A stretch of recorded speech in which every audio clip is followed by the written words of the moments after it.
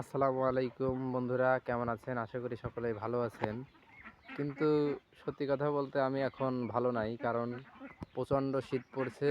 হাঁস নিয়ে খুব চিন্তার মধ্যে আছি। হাঁসের ডিম কমতে কমতে আজকে ৭৬টা ডিম পারছে।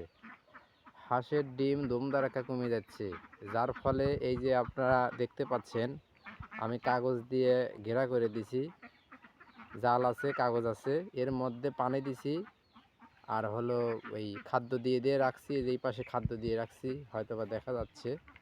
এই যে এগুলো খাদ্য দিয়ে রাখছি, এখানে হাঁস এরকমভাবে আবদ্ধভাবে একদম রেখে দিছি, এই দেখতে পাচ্ছেন।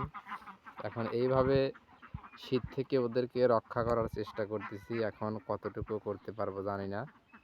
যেখানে পানি দিয়ে রাখছি, এখানে খাদ্য আছে, আর ওদিকে হাঁস আছে, ওই যে দেখতে পাচ্ছেন। ওরা এখান থেকে খাবার খাচ্ছে, আর ওই ঘেরার মধ্যেই থাকতেছে, ঘেরার মধ্যেই পানি খাচ্ছে, ঘেরার মধ্যেই খাবার খাচ্ছে।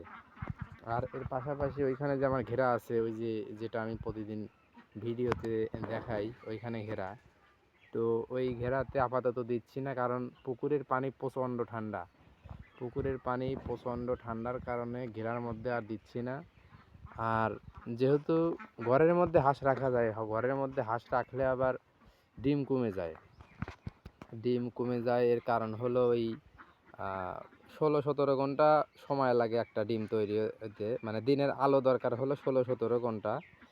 ১৬-১৭ ঘন্টা যদি ঠিকঠাক মতো আলো পায়, তবেই হাঁসের ডিম তৈরি হয়, ঠিকঠাক মতো প্রোডাকশন আসে। তো আমি যদি ঘরের মধ্যে আটকায় রাখতে পারতাম, ঘরের মধ্যে যদি আটকায় রাখি, সেক্ষেত্রে আমার ডিমের প্রোডাকশন কমে যাবে, কারণ ওইখানে অন্ধকার।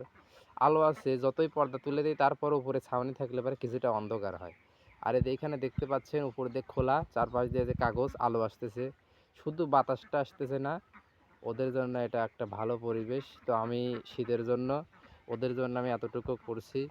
তো এখন ডিমের প্রোডাকশন এখন উঠবে কিনা আমি জানি না, তবে চেষ্টা করতেছি ওদেরকে একটু ভালো রাখার, শীত থেকে একটু রক্ষা করার। এখন বেলা বাজে প্রায় 12টা, তারপরেও ওদের কিন্তু মানে শীতের জন্য হয়ে আছে। আর এদিকে দেখেন কোনো সূর্যের কোনো নামগন্ধ নাই, আবহাওয়া খুবই ঠান্ডা।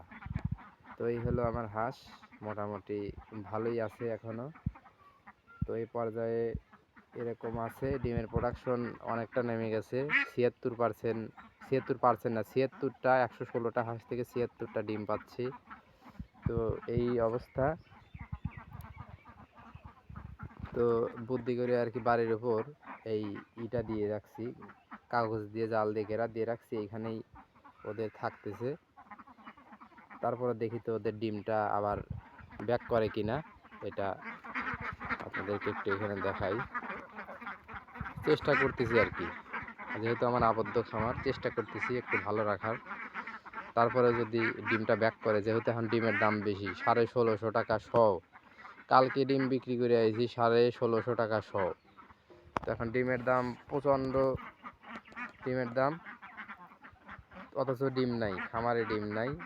তো এই জন্য এই পদ্ধতি। তো সবাই ভালো থাকবেন, সুস্থ থাকবেন, খামারটা যেন ভালোভাবে পরিচালনা করতে পারি, দোয়া করবেন। আল্লাহ হাফিজ।